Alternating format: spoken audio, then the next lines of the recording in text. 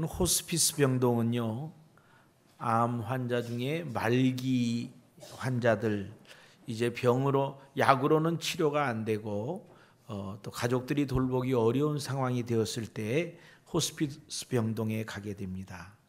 거기로 가기로 결정하게 되는 암 환자들이 쓴 글을 보았습니다.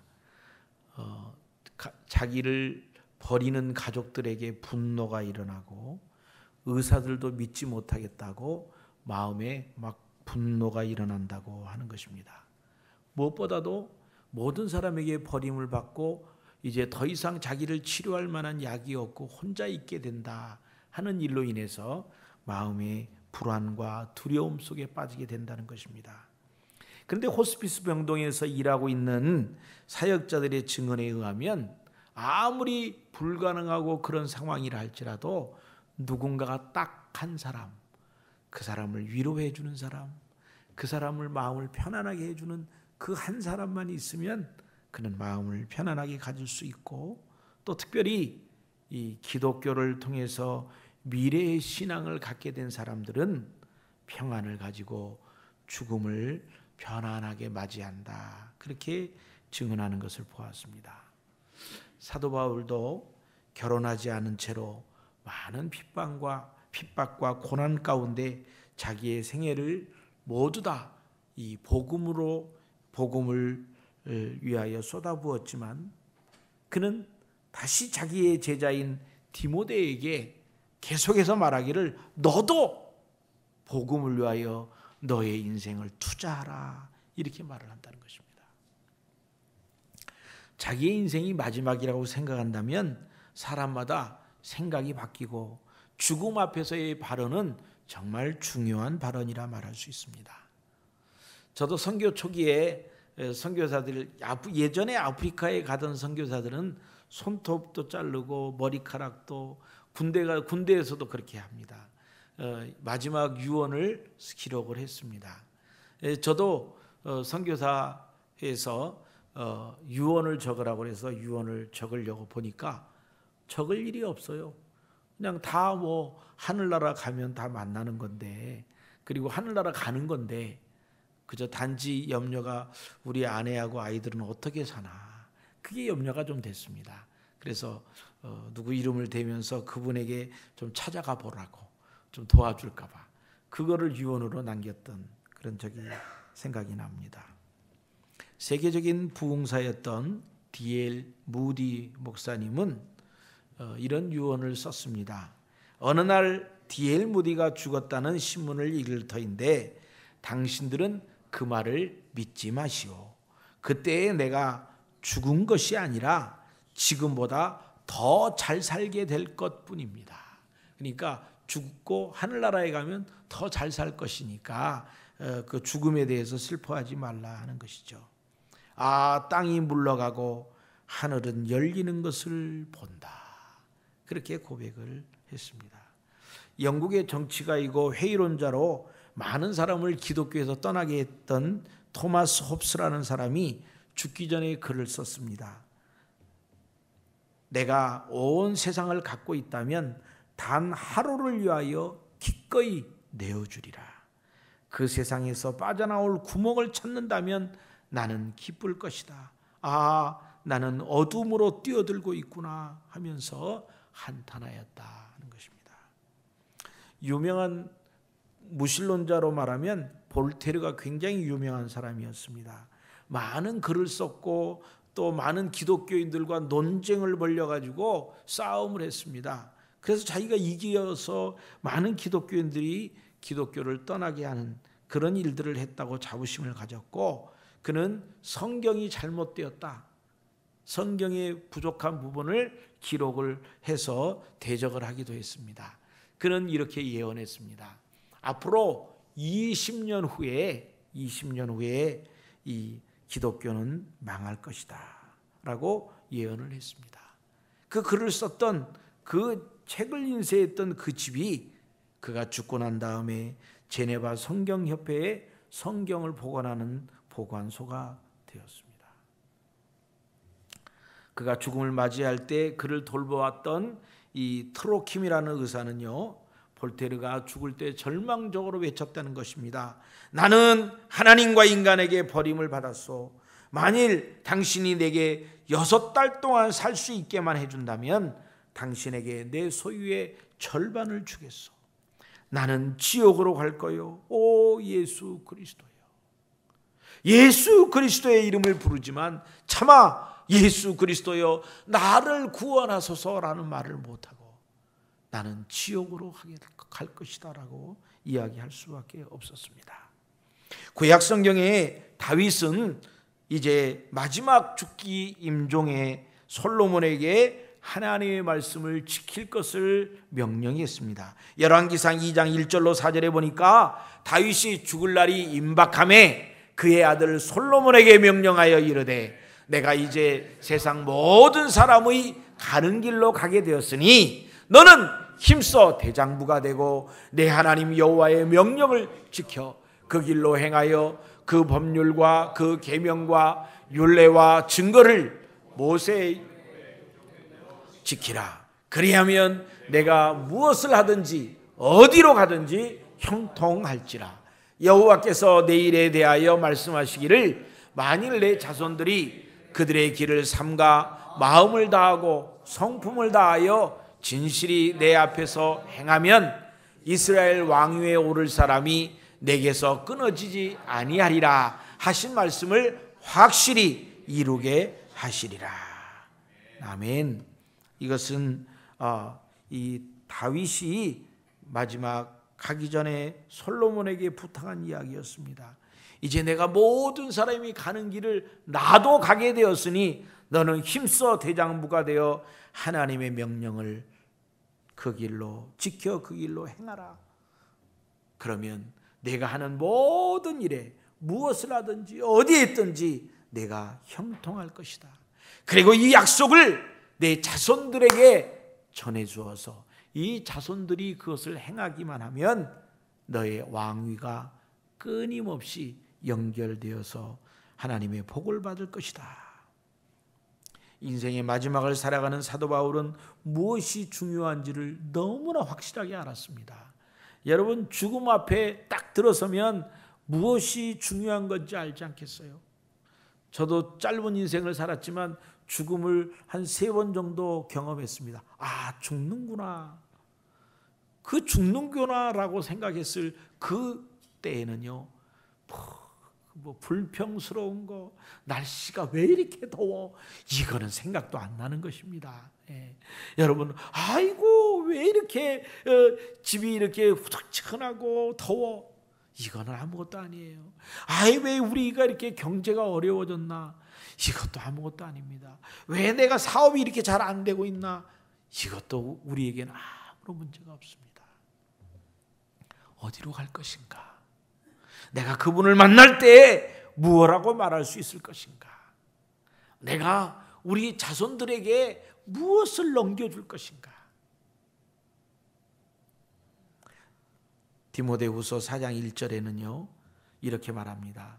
하나님 앞과 살아있는 자와 죽은 자를 심판하실 그리스도 예수 앞에서 그가 나타나실 것과 그의 나라를 두고 엄히 명하노니.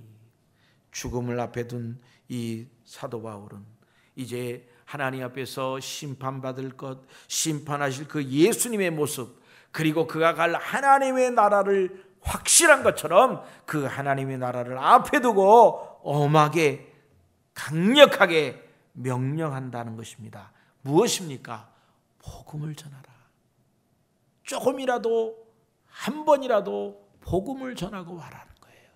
하나님께서 우리에게 입술을 주셨는데 그 입술 가지고 복음 전하는 일을 하고 오라는 거예요. 복음 전하는 일을 통해서 하나님 앞에 칭찬받을 수 있기 때문입니다. 우리의 전 인생을 사도 바울이 그러했던 것처럼 우리의 전 인생을 하나님께 올려드려야 됩니다. 사도 바울은 마지막 순간까지 자기의 힘을 다하여 하나님의 일을 감당하고 난 다음에 그 마지막에 이제 가장 가치 있다고 생각되는 복음 전하는 일에 대해서 그의 사랑하는 제자에게 말씀하고 있습니다. 오늘 저와 여러분들에게 있어서 마지막이 오늘이라면 여러분들이 하고자 했던 그 일을 계속해서 이루어갈 여러분의 자손들이, 여러분의 제자가 있나요? 여러분이 정말 이 땅에 살면서 은혜 받았던 거 있잖아요. 하나님께 은혜 받았던 거, 신나게 정말 하나님 감사합니다 했던 은혜 받았던 그것을, 그 감동을 이어받을 수 있는 제자가 있냐고요. 이어받을 수 있는 자녀가 있냐고요. 아니면 그것이 날아가 버린다면 얼마나 하나님 앞에 부끄럽고 아까운 경험이 되겠습니까? 첫 번째 바울의 유언은 무엇이었습니까? 너는 때를 얻든지 못 얻든지 말씀을 전파하라. 디모데후서 4장 2절로 4절에 보니까 너는 말씀을 전파하라. 때를 얻든지 못 얻든지 항상 힘쓰라. 범사에 오래 참음과 가르침으로 경책하며 경계하며 권하라. 때가 이르니 사람이 바른 교훈을 받지 아니하며 귀가 가려워서 자기 사욕을 따를 스승을 많이 두고 또 그 길을 진리에서 돌이켜 허탄한 이야기를 따르리라. 여러분, 말씀을 전파하되 때를 얻든지 못 얻든지 범사에 오래 참음으로 가르치라. 사람들이 우리의 교훈을 받지 않는다 할지라도 오래 참음과 계속하여 반복하여 그들을 가르치라는 거예요. 때가 되면 많은 사람들이 자기 귀에 달콤한 말 하는 사람. 저는 목사이니까 해야 될 말이 가끔 있어요. 그런데 해야 될 말을 못하고, 아이고, 요 말을 꼭 해야 저분의 신앙에 좋을 텐데 요 말을 하면 이분이 열받아가 교회 안 나오면 어떻게 하지? 그래서 말을 못해요. 어쩌다가 실수로 해요. 그러면 마음이 조여요. 이번 주에 나왔나? 못 나왔나? 아니, 이분이 갑자기 안 보이네. 그것 때문에 속상해서 안 나오시나? 원래 그러면 안 되는데. 원래 그러면 안 되는데. 요즘에 사람들이 자기에게 좋은 말 해주기를 원해요. 여러분, 좋은 말 해주는 거, 그거 좋은 것이지만 다 좋은 것은 아니에요. 우리나라 왕이 평균 40세를 못 살았대요. 왜요? 너무 부드러운 음식만 먹여줘가지고 도대체 힘이 없는 거야. 맨날 앉아서 얘기만 해야 되고 움직일 기회가 없는 거예요. 오늘 주님께서 저와 여러분들에게 유언하신 것처럼 복음을 들고 나아가고 복음을 들고 온 민족에게 가라고 말했습니다. 사도 바울은 그 일을 순종했습니다. 그리고 자기만 끝나는 것이 아니라 자기의 사랑하는 제자인 디모데에게 말하고 디모데가 돌보고 있는 성도들에게도 이렇게 강력하게 부탁하고 있는 것입니다. 이 세대가 끊긴다는 것처럼 불행스럽고 안타까운 일은 없습니다. 오늘 우리 한국교회에 어린이가 없는 교회가 생겨나고 있습니다. 예장통합교단에서 2014년 7월에 발표한 보고서에 의하면 예장통합에 소속된 전체 교회 8,383개의 교회 중에 유아부가 없는 교회 77.4%, 유치부가 없는 교회 51%, 1학년부터 3학년 유년부가 없는 교회 47%, 4학년부터 6학년 유초등부가 없는 교회 43%, 중등부가 없는 교회 47%, 고등부가 없는 교회 48%로 파악이 되었다고 합니다. 2004년에 약 7만 8천 명이던 유치부는 2013년에 5만 8천 명으로 10년 동안 2만 명이 줄었다는 것입니다. 중고등부 역시 2004년 18만 명이었던 아이들이 2013년에는 16만 명으로 2만 명이 감소했다는 것입니다. 숫자만 감소한 게 아니라 2015년 통계에 보니까 이 예장통합에 속한 8,300여 개의 교회 중에 주일학교가 아예 없어져 버린 교회가 50%가 넘었다는 거예요. 우리 안산에, 우리 교단에, 우리 시찰에 있는 교회들이 10개 정도 되는데 그 중에 주일학교가 있는 교회와 없는 교회가 반반입니다. 교회에 주일학교가 없어요. 교회에 수요 예배가 없는 교회도 있어요. 우리 교단 교회인데 안 모이니까. 너무 마음 아픈 이야기 아닙니까? 우리 교회도 심각합니다. 제가 처음 왔을 때보다 주일학교가 더 줄었어요. 주일학교가 줄고 학생회가 줄고 청년회가 줄고, 이게 자녀가 인구의 감소로 인하여 있어지는 그 단순한 한 가지만이 아닌 것입니다. 우리가 좀 더 관심을 가져야 되는데, 저희도 유초동부 전도사님이 없어서 전도사님을 모시려고 광고를 내는데 한 7명 정도가 연락을 하고 만났습니다. 그런데요, 다 40대 후반 50대의 분들이 연락을 하는 거예요. 주일학교의 경험도 많지 않은 분들이 다 연락을 하는 거예요. 어떻게, 어쩔 수가 없어요. 어떻게 모셔야 될지 모르겠어요. 주일학교가 이제 여름 성경학교를 준비하고 있습니다.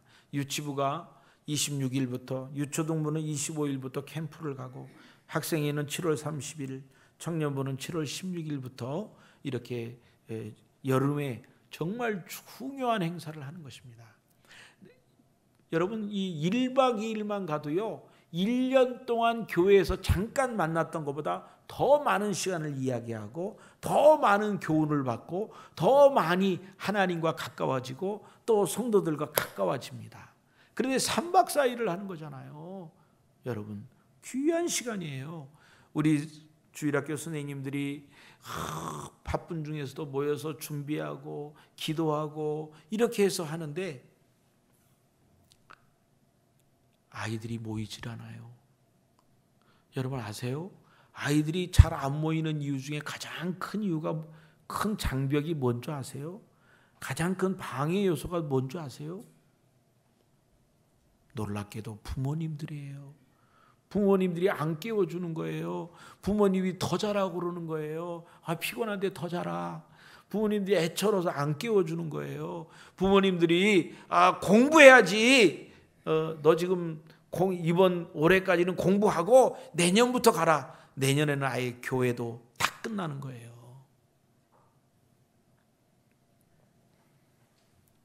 유초동부, 유치부, 학생회, 청년부, 여기에 여러분 꼭 기도해 주시고, 우리의 자녀들이 있다면 강제로라도 싹싹 빌어서라도 가게 해야 돼요.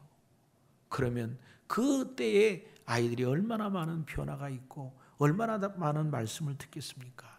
요즘 부모 말은 안 들어요. 그래도 선생님 말은 조금 더 들어요. 선생님 말도 잘 안 들어요. 옆에 있는 친구가 변화되면 그 아이도 변화돼요. 보내야 돼요. 한국 교회가 참 부흥했던 시절이 있었는데, 이 사회가 너무 좋아지고 너무 편안해지고 놀러 갈 데가 많아지니까 부모님들이 자녀들을 데리고 가는 거예요. 옆집 이웃 사람 전도하는 것보다요, 자기 자녀들 가족 전도하는 게 10배, 20배 힘들어요. 그런데 어렸을 때 복음으로 데리고 들어올 수 있는데 그거를 놓쳐버리는 거예요. 야, 직장을 먼저 생각해라. 야, 사업이 잘 돼야지. 그냥 내버려 두는 거예요. 돌아오기 어려워요, 여러분. 그분들을 위해서, 자녀들을 위해서 기도해야 합니다. 한국 교회가 이 사회가 어렵고 힘든 그곳에 우리가 관심을 갖지 못하니까 이제는 이 한국 교회가 사회로부터 동떨어져 버렸습니다. 너무 바쁘게 성도들이 살고 또 개교의 성장을 위하여 너무 관심을 갖다 보니까 이제는 사회가 성도와 교회를 보기를 사회에 유익한 집단이라고 생각하기보다는 자기 집단의 유익을 위해서 열심내는 이기적이고 독선적인 단체로만 보게 되는 것입니다. 광고 시간에 영상을 한번 보여드리려고 하는데, 한 달 전에 화재가 난 우리 대구에 있는 향기로운 교회 구태득 목사님 가정, 정말 새벽기도 간 사이에 목사님은 새벽기도 먼저 가고 사모님이 가려고 하는데 이 냉장고에서 점화가 돼서 불이 났어요. 그래서 사모님은 그저 막내 아이를 안고 튀어나왔는데 막내 아이도 사모님도 이렇게 많이 화상을 입었습니다. 그런데 이 자고 있던 고3짜리 여자아이는 거꾸로 바깥으로 나갔어요. 그래서 화상을 전체를 입고 90% 화상을 입었대요. 그냥 살아나기가 어려워요. 그래서 병원에서 있다가 10일 정도 됐을 때 소천을 했습니다. 아이가 죽고 또 가족들이 이 어려움을 당한 걸로 인하여 마음이 아프지만 그것보다 더 아픈 것은 또 치료비예요. 계속 앞으로 이 화상은요, 그저 상처가 바로 낫는 게 아니고요, 또 피부 이식을 계속 해야 되기 때문에 계속 돈이 많이 들어가는데, 이 개척교회 목사님 교인은 8명밖에 되지 않는데요. 그러니 보험도 없고 아무것도 없다고 합니다. 우리가 함께 그분들을 위해서 다음 주간에 우리가 생각을 정하시고 한번 헌금을 했으면 합니다. 교회 주변에 있는 불행과 고통에 대해서 교회가 무관심하면 사회로부터 교회가 오히려 따돌림을 당하고 젊은이들이 이탈 현상으로 교회 안에 젊은이들이 없어지는 그런 시대를 맞게 되는 것입니다. 왜 교회 아이들이 점점 젊은이들이 없어질까요? 그것은 부모님들이 좋은 학교 공부, 좋은 직장 이것을 요구하다 보니까 아이들이 신앙을 잃어버리게 되는 것입니다. 또 부모님들이 하나님 말씀 안에 살려고 하지 않고 본을 아이들에게 보여주지 못하니까 정말 그런 일로 인해서 더 어려움이 있어지는 것입니다. 사도 바울은 자신의 생을 복음 전파를 위하여 올인했습니다. 모든 것을 거기에 바쳤습니다. 그래서 그는 고백합니다. 때를 얻든지 못 얻든지 범사의 모든 일에 참고 가르침으로 경계하여 말씀 전하기를 힘쓰라는 것입니다. 때가 되면 사람들이 바른 교훈을 받지 아니하고 자기 귀에 달콤하고 듣기 좋은 말을 하는 그런 사람을 따라다닌다 하는 것입니다. 오늘 저와 여러분들의 주변에 있는 그 달콤한 말 하는 거에만 생각하지 말고 우리가 하나님의 말씀대로 그대로 순종하고 따라가는 저와 여러분이 되시기를 주의 이름으로 축원합니다.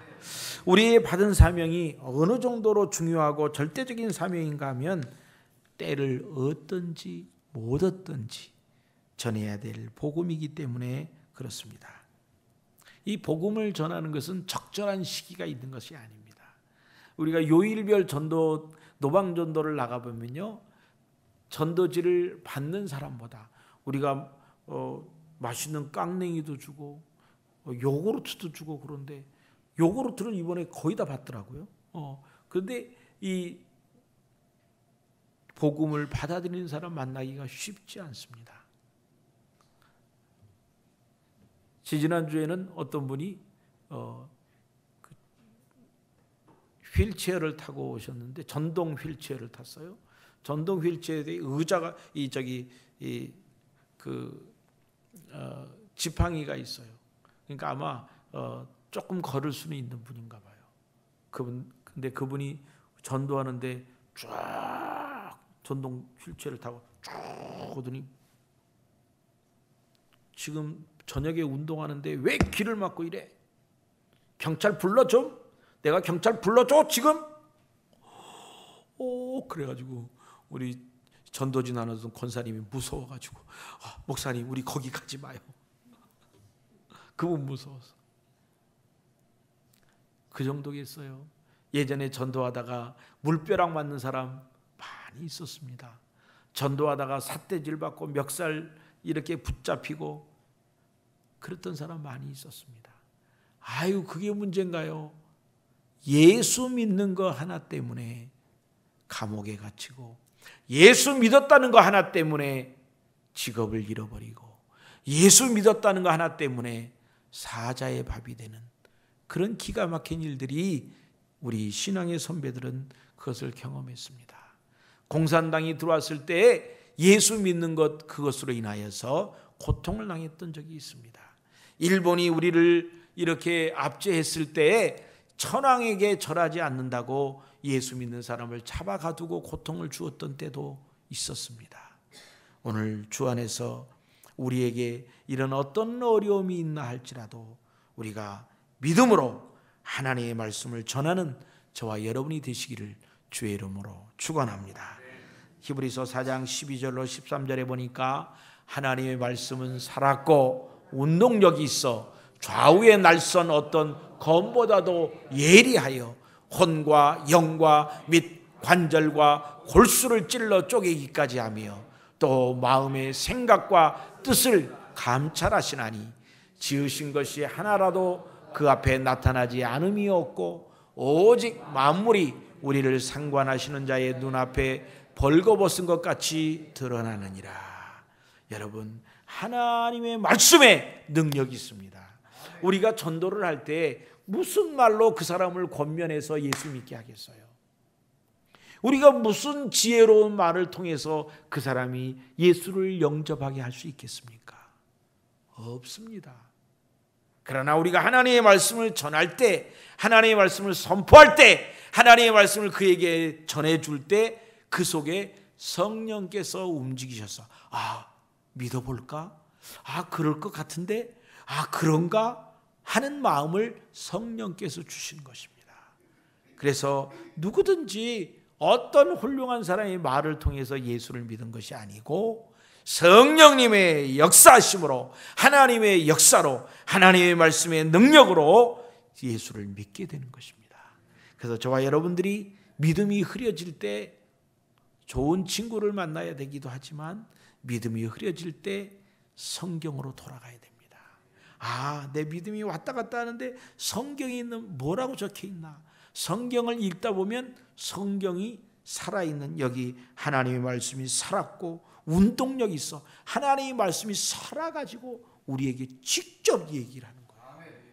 이거를 경험해야 돼요. 이거를 경험하면 신나요. 그리고 매일 성경을 보게 되는 거예요. 믿는 성도라는 것은 하나님의 말씀에 죽고 말씀에 사는 자를 말합니다.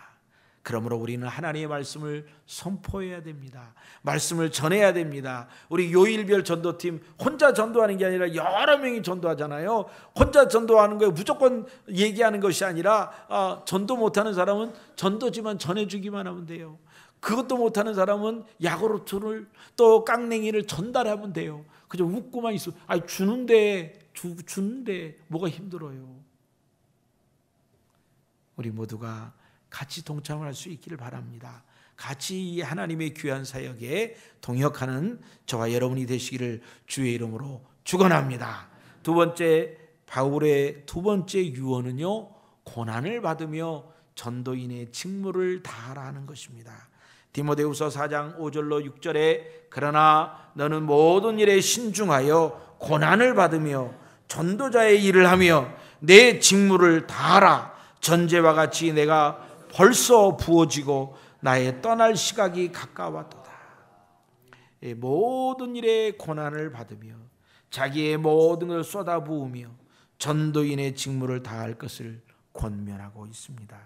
사도 바울은 복음 전도자가 겪게 될 어려움 디모데에게 미리 말씀합니다. 그래서 모든 일에 근신해서 고난을 받을지라도 전도인의 일을 하며 내 직무를, 내 역할을 잘 감당하라라고 권면하는 것입니다. 사도 바울은 복음 전도자가 겪게 될 그 어려움을 이야기하면서 이런 가운데서라도 복음 전파하는 직무를 다할 것을 자기의 삶을 통해서 자기가 평생 이 복음을 위하여 고난을 받고 평생 동안 이 고난을 위하여 이 복음을 위하여 고난을 받았다 할지라도 이제 자기는 이거에 대한 자부심을 가지고 다시 후세에게 이 디모데에게 부탁하고 있습니다. 전제라는 것은 제사를 드릴 때 이 양을 잡아가지고 제단 위에 올려놓고 그리고 포도주나 또 물을 그 위에 뿌려서 향기로운 제물이 되게 하는 게 전제입니다. 사도 바울은 자기가 전제와 같이 자기의 모든 것이 하나님의 제물 위에 쏟아졌다. 자기의 이제 순교를 의미하는 것입니다. 그는 이미 오래전부터 순교당할 각오를 하고 마음의 준비를 하고 있습니다. 이제 자기 자신을 순교의 제물로 하나님께 드리기를 원하고 그 일은 기뻐하는 일이고 그 일은 하나님이 기뻐하시는 일이고 그 일로 인하여 자기에게 의의 면류관이 주어졌다. 의의 면류관이 예비되어졌다라고 말합니다. 여러분, 의의 면류관이 뭐죠? 면류관은요, 왕이 쓰는 모자예요. 왕관이에요. 근데 그 의의 면류관이 이 왕이 쓰는 면류관 모자를 왕관을 우리 모두가 다 쓰게 된다는 거예요. 머리가 좀 크신 분은 사이즈를 좀 줄여주세요. 우리가 하나님이 내 사이즈에 딱 맞게 우리가 머리가 좀 크신 분은 이 모자 사기가 너무 어렵잖아요. 사이즈 맞는 게 없어가지고. 여러분, 주님이 맞춤으로 딱 준비해놨어요. 할렐루야. 그래서 이 하나님께서 우리에게 예쁜 모자, 왕관을 준비해 주셨습니다. 그런데 거기에 면류관의 이름이 뭐냐면 의의 면류관. 의인의 면류관이에요. 죄가 없는 사람이 쓰는 면류관이에요. 아니 나 같은 죄인이, 아니 나같이 부족했던 사람이 어떻게 의의 면류관을 쓴단 말이냐. 그것은 예수님의 이름으로, 예수님의 피로, 예수님의 사랑으로 우리가 의의 면류관을 써요. 요한계시록에 보면 우리가 하얀 옷을 입을 거라고 그랬어요. 죄가 없다는 것에 대한 것으로 하얀 옷을 입고 예수님과 함께 저 하늘나라에 가게 될 것입니다. 세 번째로 사도 바울의 세 번째 유언은 나와 같이 너희도 선한 싸움을 싸우라. 디모데후서 4장 7절로 8절입니다.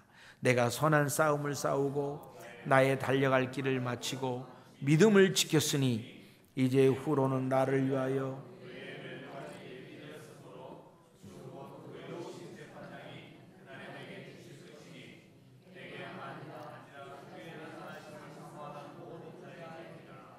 모든 성도들에게 주님께서 이 황금의 면류관, 의의 면류관, 저 사람은 의인이다라고 말하는 그 면류관을 주시겠다 하는 것입니다. 그 면류관을 우리 모두에게 준비되어져 있습니다. 박윤선 박사님이 주석에 보니까 제인 웨이라는 목사님의 유언이 적혀 있습니다. 이렇게 써 있어요. 나는 내가 지금 느끼는 기쁨의 1000분의 1이라도 말할 수 있다면 좋겠다. 은혜 안에서 죽음은 나에게 아무것도 아니다. 나는 눈을 감는 것과 같이 쉽게 죽을 수 있다. 내가 보는 저 영광 때문에 나는 기쁠 수밖에 없다. 우리 신앙을 잘 지켰던 어르신들, 노인분들 돌아가실 때 이런 얘기 하시는 분이 있어요. 아이고, 예수님이 여기 오셨네. 그래서 죽음에 대해서 고통 없이, 예수님이 나를 데리러 오셨어. 우리가 모두 기도의 제목이 돼야 돼요. 우리가 죽음을 앞에 두고 죽을 때에 나이가 많으나 적으나 우리가 하나님께 부르심 받을 때 주님 제가 갑니다. 이게 얘기하기 조금 그렇지만 제가 죽음을 경험하고 내가 죽었다라고 생각했을 때가 있었는데 군대에서 전기에 감전돼서 죽을 때가 있어요. 그때 나는 그냥 너무 신나가지고 죽는 게, 왜냐하면 군대에서 맨날 얻어맞으니까 교회 간다고. 그래가지고 너무 신나갖고 제가 욕을 하고 죽을 뻔했잖아요. 저 새끼들 안 보고 죽어서 너무 감사합니다. 하나님 나 데려가서 너무 감사합니다. 이게 지금 마지막 하나님께 기도하는 기도인데 거기다가 그냥 그 새끼 소리가 들어갔단 말이에요. 여러분, 우리가 마지막 하나님께서 우리를 부르신다고 할 때 우리는 어떤 모습으로 갈 것입니까?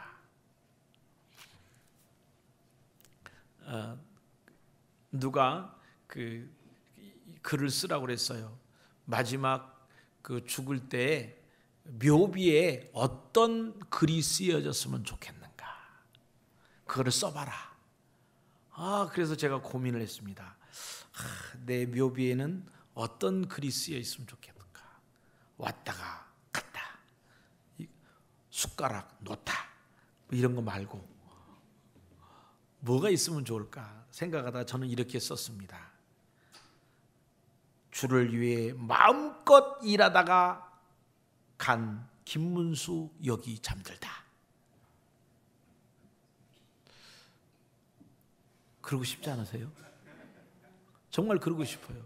저는 마음껏 그냥 하나님이 기뻐하시는 일이라고 생각하고, 또 하나님이 내게 그렇게 이해하도록 빨리 좀 이해를 주시면, 내가 하고 있는 일이 모두 다 하나님의 뜻이라고 확신이 되어지면 정말 물불 가리지 않고 일하고 싶어요.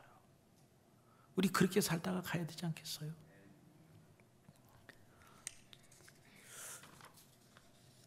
미국 텍사스 남단에 그 사람을 태우고 우주여행을 갈 수 있는 우주선을 지금 만들어 놓고 지금 훈련을 하고 있습니다. 실험을 하고 있습니다. 스타쉽이라고 그러는데 이걸 준비하고 있대요.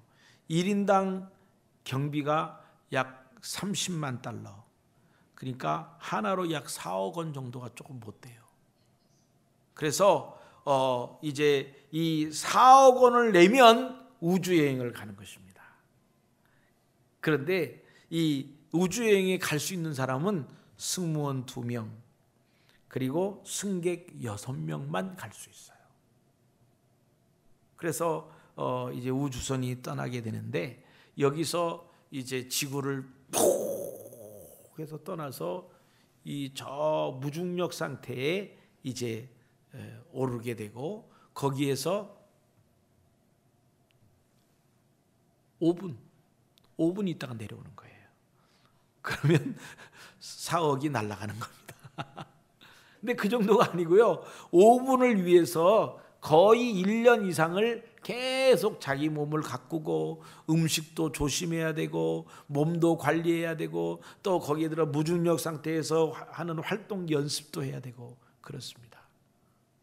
이렇게 많은 돈을 들이고 많은 시간을 투자해서 가야 되는 이 우주여행에 지금 신청자가 700명이 넘었답니다. 오늘 제가 여러분에게 우주보다 더 높은 하늘나라 가는 여행에 여러분을 초대합니다. 무료입니다. 무료예요. 같이 갈 수도 있지만 시간차로 하나님이 부르실 때 가야 됩니다. 같이 갑시다. 그리고 갈 때 부담 없이, 갈 때 하나님, 내가 사도 바울처럼 내가 나의 모든 것을 하나님께 드리고, 내가 하나님 앞에 이제 마지막 달려갈 길을 다 달려가 싸우니 주여 나를 받아 주십시오. 이렇게 고백할 수 있는 그런 마지막이 되었으면 참 좋겠습니다.